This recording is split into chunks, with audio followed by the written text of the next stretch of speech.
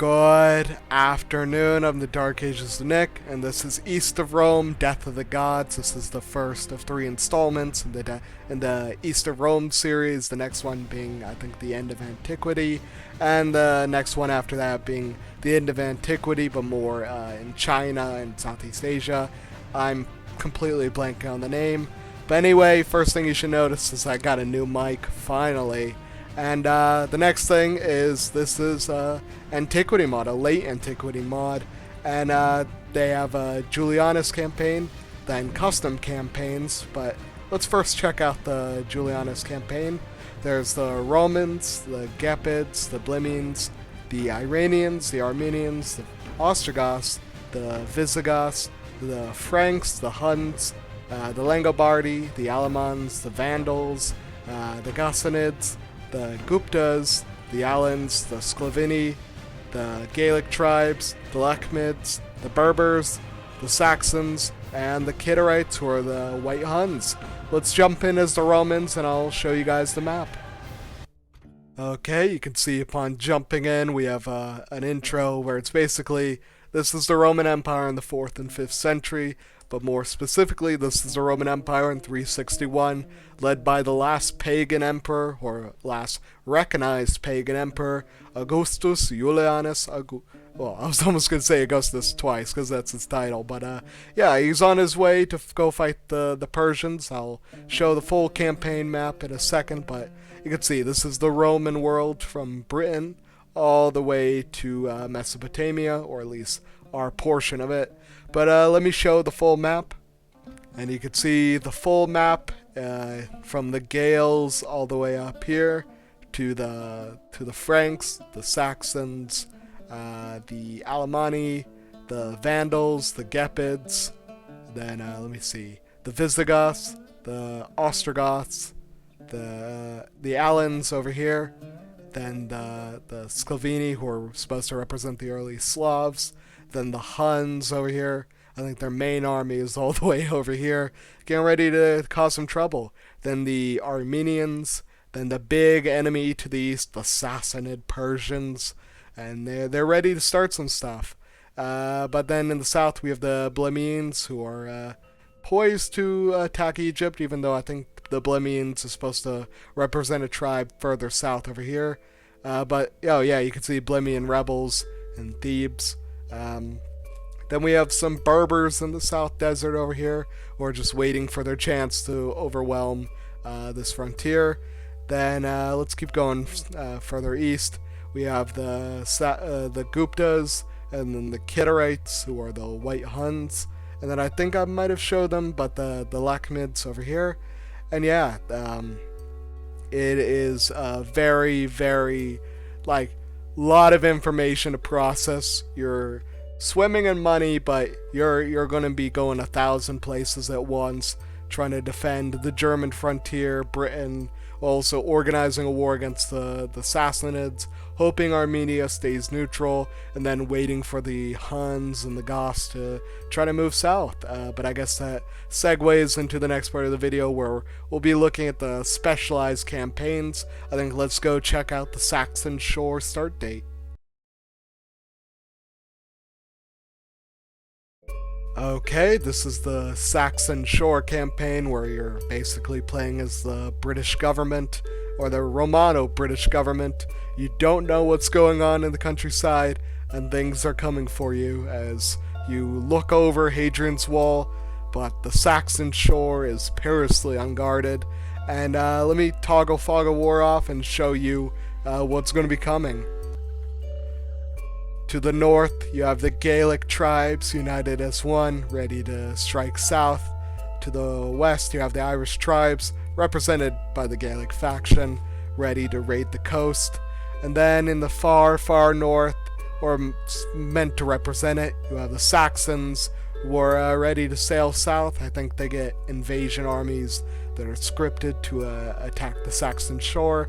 And yeah, let's jump to the next mini campaign, where it's going to be the Danubian frontier. Okay, the next one with the unique map is the Danubian Limes, and you can see it's literally the Danubian frontier with a bunch of little cities and scattered villages. The Goths are trying to get ready to cross, even though I think it's 363, so about 13 years too early, but I guess they're more just trying to raid it. But yeah, the Romans are scattered, and with a bunch of little forces lying around. I think the Emperor is not on the map, but you can see Jovius, who would ascend to the purple just shortly after the death of Julian the Apostate, but only for a short while. But yeah, let's jump to the next one. It's going to be a much larger, but at the same time a little bit smaller view, and it's going to be the last Roman. I think it shares the map with the Majorian campaign. But yeah, I'll see you guys there. Okay, the last Roman, where you play as Aetius and try to patch together the empire. The Vandals have arrived in Africa. They're at the doors of Carthage, and in Carthage we have Flavius Aetius, the hero of the Catalonian plains and the last Roman. But yeah, first priority would be trying to get him back to Italy and prepare for what's coming, because in the east the Huns are on their way. With their Ostrogothic allies over here camped out at Ndau. If you know Hunnic history, it's a very significant place, because in 454 AD, that's where the Germanic tribes under the Huns defeated them and shattered their empire. But over here, you can see the Alamans, or have been settled here. I think it might be meant to represent the Burgundians, but the Burgundians would be settled here, so could be the Alamans. But then the Visigoths over here, and the Berbers to the south. But now let's jump into, well, first of all, the custom battle selection screen, because there I have to show you guys the roster for each faction, because they're massive. Okay, for the Romans, this sort of represents both the Eastern and Western Court. The Eastern Court has a separate faction, but I wanted to give at least a couple groupings for each of the different cultures. But yeah, the Romans, you can see they have a massive roster, starting from just milites, limitani, just the locally levied troops, and then the comitatum, or the comitatenses, and then the palatini down here, and then just more of the elite troops, then some foederati. As for the Huns, you can see they have a smaller roster just because they only factor into a small part, but Xiongnu, Dian, then Hunnic cavalry. Then the next one would be the Sassanid Persians, who have a pretty large roster too, not nearly as huge as the Romans. Then we have the Ghassanids, a smaller roster just because they play a smaller role, but still pretty diverse. The next one would be the Armenians, who have a small roster as well. And then the Guptas have a pretty decently sized one. But now the Visigoths, or more so the Ostrogoths, because they are the Ostrogoths. But I was thinking they share the roster with the Visigoths. They have a really large roster as well, but foederati.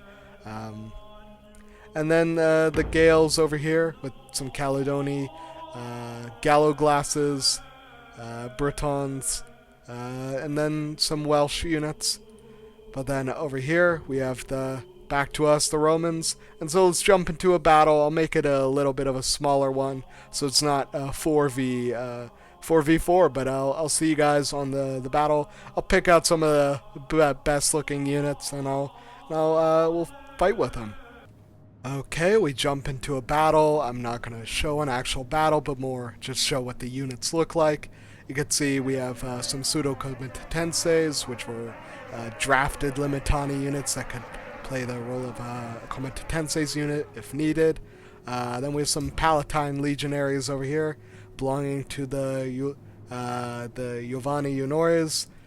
These were, I think they're named after Jovian, and these were founded by Emperor Diocletian. But let me see, where are my? Oh, I didn't bring any Herculanus Seniores. Those are like the twin legion with them. But yeah, you can see accurate to the Notitia Dignitatum. Let's see, where are some comitatenses over here? Look at that. They got the little vexillation over here. Look at that. But now let's check out some cavalry. I brought some Canaditi with the look at that Draco over there. Look at that. These are meant to be the most elite cavalry. We also have some Scale Palatini, close guards of the Emperor, and then the Domesticorum Equitum, literally the household cavalry of the Emperor. You couldn't get much closer than that. But we also then have some Equites Segatari, some light horse units, and then let me see, some Auxilia Palatini, so Palatine auxiliaries, in this case bowmen. But anyway, I'm the Dark Ages with Nick. This is just a quick video I wanted to make. I'll make a second video pertaining to the end of antiquity, which is the second mod in the series, and I'll see you guys then. I'll try to make more videos with my new clean mic, but until then, I'll see you guys next time.